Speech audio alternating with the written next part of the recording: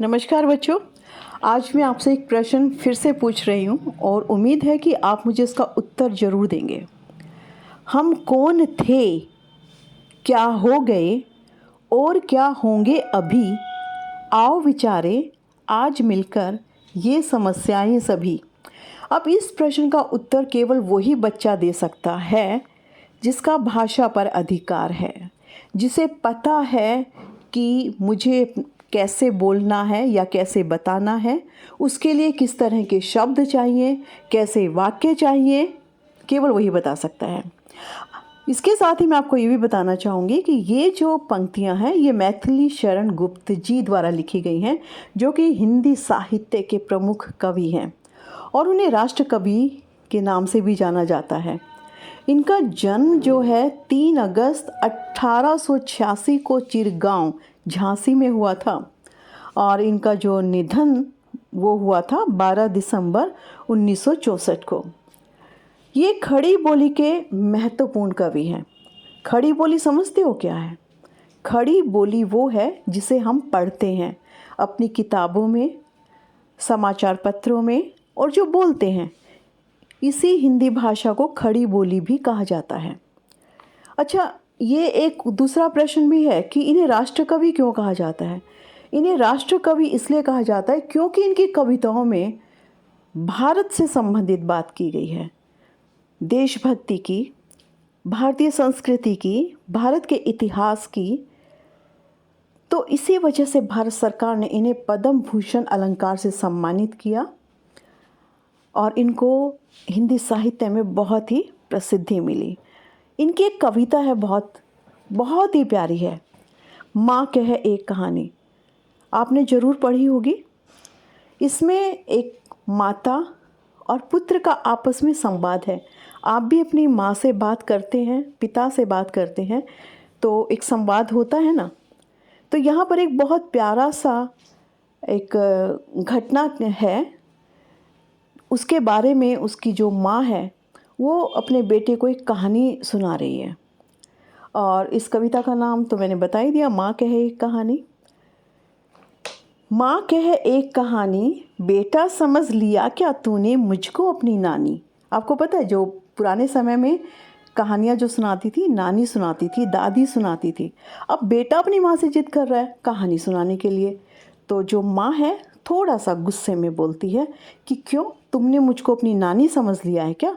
जब देखो कह देते हो कि कहानी सुना दो, है ना। कहती है मुझसे ये चेटी, तू मेरी नानी की बेटी, कह माँ कह लेटी ही लेटी, राजा था या रानी, राजा था या रानी, माँ कह एक कहानी। अब इसमें जो है बच्चा अपनी माँ से जिद करता है, बड़ी चालाकी के साथ उसको कहता है कि फिर क्या हुआ, नानी कहानी सुनाती है तो तुम भी तो मेरी नानी की बेटी हो। राजा था या रानी, माँ माँ सुनाओ ना कहानी। उसको शुरुआत करके दे रहा है। बच्चे की चालाकी देखिए यहाँ पर कि वो अपनी माँ से कहानी सुनने के लिए कितना तत्पर है कि वो कहानी की शुरुआत कर देता है कि राजा था या रानी। तो अब जो है माँ बेबस हो जाती है सुनाने के लिए कहानी, लेकिन जो माँ है वो उसको एक जीवन की हकीकत से भरी कहानी सुनाती है, और वो भी किसकी? सिद्धार्थ की, जो कि उस बच्चे के पिता हैं।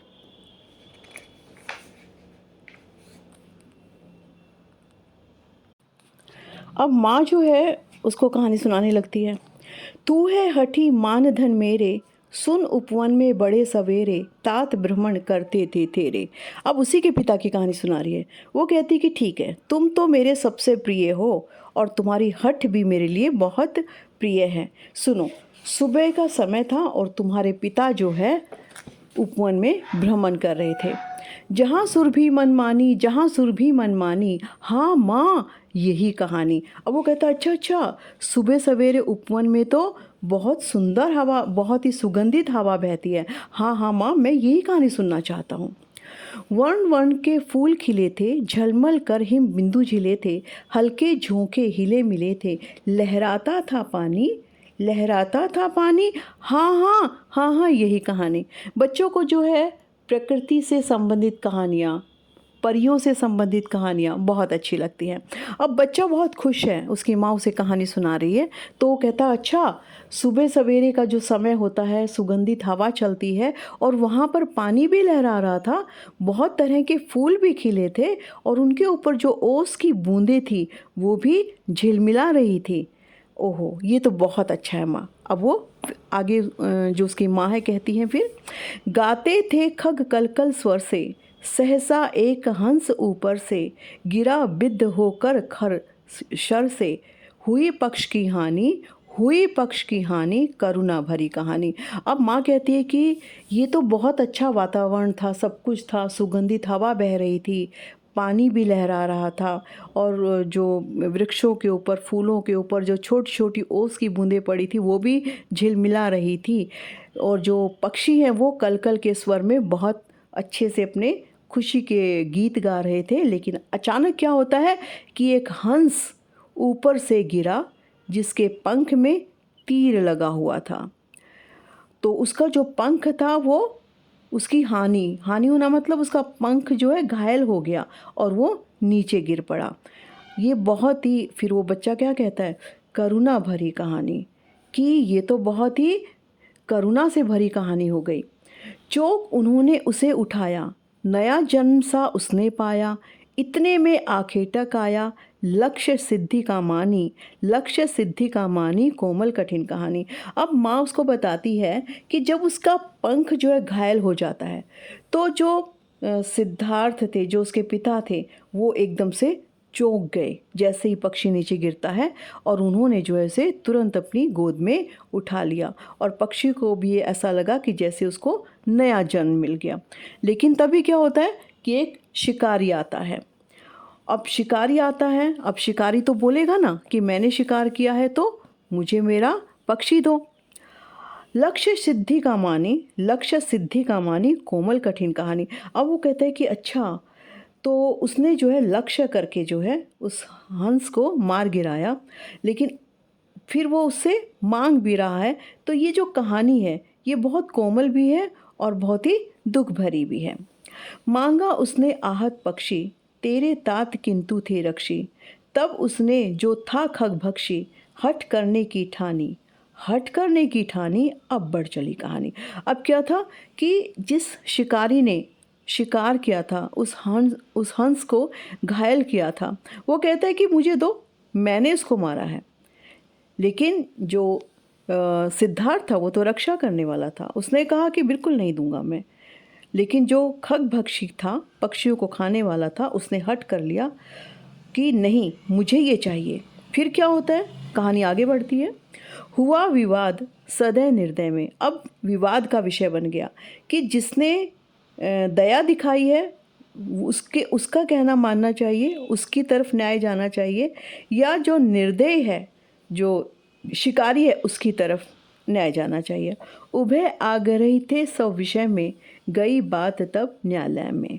अब क्या है कि ये बात जो यहीं पर ख़त्म नहीं होती है और दोनों अपनी अपनी जिद पे अड़ जाते हैं। तो बात कहाँ पहुँचती है, न्यायालय में। सुनी सभी ने जानी, सुनी सभी ने जानी, व्यापक हुई कहानी। अब सबको पता चल गया कि ये मामला क्या है और वो कहानी जो है सबको पता चल गई। राहुल तो निर्णय कर इसका, न्याय पक्ष लेता है किसका। अब जो राहुल की माँ है जो उसे कहानी सुना रही है, वो कहती है कि बेटा अब तुम न्याय करो कि तुम किसका पक्ष लोगे, बचाने वाले का पक्ष लोगे या फिर जिसने पक्षी को मारा है, शिकारी का पक्ष लोगे। कह दे निर्भय जय हो जिसका, कि तुम निर्भय होकर अपने मन की बात बताओ कि जिसके भी पक्ष में तुम जाना चाहते हो। सुन लो तेरी बानी, कि मैं तुम्हारे विचार भी सुनना चाहती हूँ। माँ मेरी क्या बानी, मैं सुन रहा कहानी। अब राहुल कहता है कि मैं तो कहानी सुन रहा हूँ, मैं अब इस विषय में क्या कह सकता हूँ। ठीक है, अब आगे, कोई निरपराध को मारे तो क्यों अन्य उसे न उबारे, रक्षक पर भक्षक को वारे। अब वो सोच के कुछ बोलता है, वो कहता है कि अगर कोई किसी निरपराध को मारता है तो दूसरे लोगों को तो उसको सहयोग करना ही नहीं चाहिए। रक्षक पर भक्षक को वारे, कि जो रक्षा करने वाला होता है वो तो भक्षक से बड़ा होता है। न्याय दया का दानी, न्याय दया का दानी, तूने सुनी कहानी। अब उसकी माँ कहती है किसको? राहुल को, कि तुम तो वास्तव में न्याय करने वाले हो और तुम्हारे मन में दया भी है। तुमने जो कहानी सुनी है तुमने उसको गुना भी है, मतलब उसको समझा भी है, और मैं तुम्हारे उत्तर से बहुत खुश हूँ। इस तरह से जो राहुल है अपनी माँ से पूरी कहानी सुन लेता है।